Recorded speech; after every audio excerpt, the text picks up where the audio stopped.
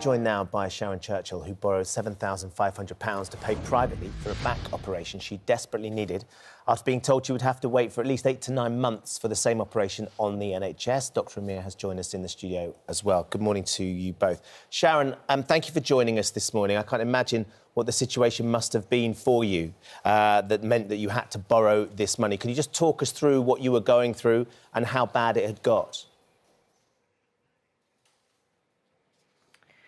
Yeah, it got to a point where I just couldn't go on, really. It happened on the 27th of December. I just crashed down. My whole spinal cord became trapped in my spine because I had stenosis as well of the spine, and was taken into A&E up at Garraway Valley for 4 days. They kept me in with no help. They sent me home, still suffering in complete agony.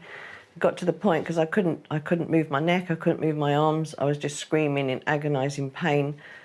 I couldn't go upstairs. I was sleeping up at this table behind me. This was my bed, sitting on this chair actually, with cushions, just laying my head like that, and then only to be told that I had to wait 7 to 9 months before they could even do any kind of surgery unless I become incontinent, both urine and the other one, and it was just horrendous.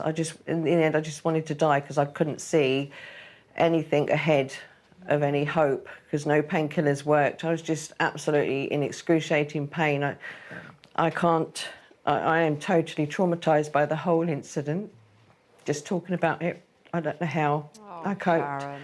in that short time. If it wasn't for my husband, at that point where I was desperate and just wanted to go, he then just broke down as well and then said, right, OK, we're going to sort this out and go private.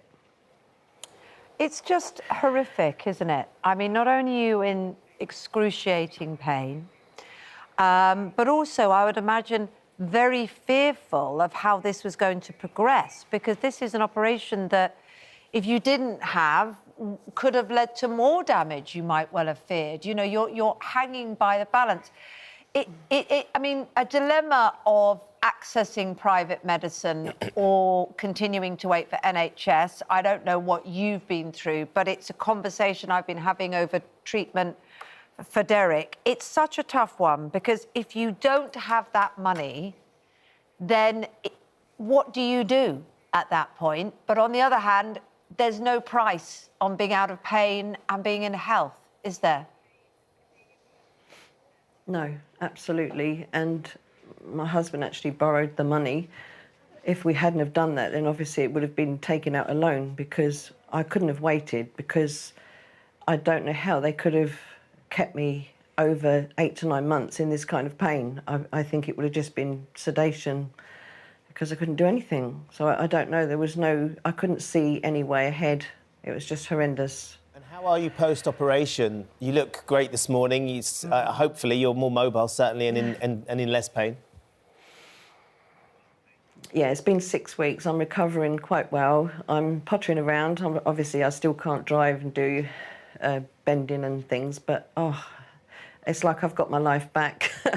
Wow, yeah. You can see that relief on your face, Sharon, just to be able to do it. I've had back issues myself, and I know how debilitating it is, and you can't see past the pain and the experience you're going through.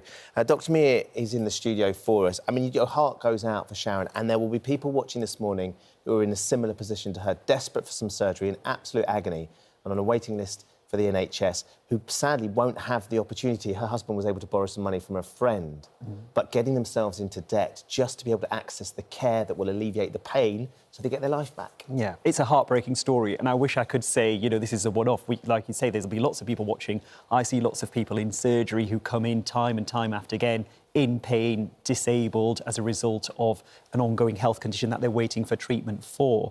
Unfortunately, that's the reality of the NHS right now. But it isn't just because of the pandemic. And I think we've got to be really honest about this. We've had a decade of austerity and funding in the NHS has gone down. Before 2009, the annual increase in funding to the NHS was around 4%. Between 2009 and 2019, it was 1.4%. Wow. Waiting times before the pandemic were going up 2.9 million to 4.4 million. We know the funding is down. We know the waiting lists Yep. have gone up. What's your advice to people who are thinking about going as far as Sharon has and borrowing money or taking out money or getting into debt? Well, it's really difficult because I wouldn't want anyone to go into debt. And my answer would be trying to make the NHS better by making, employing more people, getting workforce crisis, getting that right. And that's a long-term plan for people who are really struggling. And I think in Sharon's case, that's an extreme example. They can go and see their GP, see if there's any way to expedite their appointment. In very serious cases, we will write to a consultant and say, this situation is really bad. I think maybe that's the key. I just want to put the point from the trust that dealt with Sharon, just so that they have their word. They said, this is Dartford and Gravesham NHS Trust. They said, we're trying to ensure patients requiring care are managed in the best place. We hope that Miss Churchill is getting the treatment she needs and would be happy to talk to her at any time regarding the care she received at our trust. So they want to look into this situation. I think we're used to a situation, aren't we, where things that aren't heart attacks or life and death do go on a waiting list. But it feels like that waiting list is forever more important in cases where it's even more devastating. It's not something you can live with. As an individual who can't repair the NHS and give it more budget, is there any way to argue your case better? Well, you have to, each individual case will have an impact on anyone else. So anyone who moves up that queue will then push people further back. So it's a discussion with your doctor about whether your case is more urgent than others. And symptoms can change as time goes on. So if there is a change in your symptoms, whether that's physical or whether the effect it's having on your mental health, it's always worth discussing that with a clinician to see whether they might be able to do something to expedite the appointment. It's limited, I'll be very honest. I do write to consultants and say, look, my patients are really suffering here. This has changed. Is there any way we can speed it up? Sometimes it works, sometimes it doesn't. Louisa, have we had any response from the Department of Health?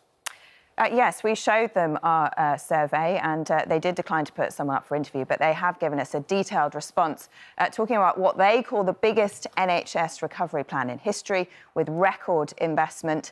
And that includes spending billions of pounds on new surgical hubs and diagnostic centres, as well as creating 50 million new GP appointments a year. Well, the government also says it wants to end waits longer than a year by March 2025. But of course, that is still 3 years away. A long time. And Can I just say, surgical hubs and all that is all very good. Unless you have the staff and happy staff to do it, there is no point. Which we've been talking about an awful lot. Sharon, do you feel like you have got your hope back? Yeah, definitely. But the funny thing is, I'm still not even on the waiting list. I haven't heard from the hospital and the NHS to even go on the list yet, so... Well, thank goodness you had the opportunity to find the money and to have this operation done, and because, fingers crossed, your healing and improvement will continue. And thank you for sharing your story with us this morning as well.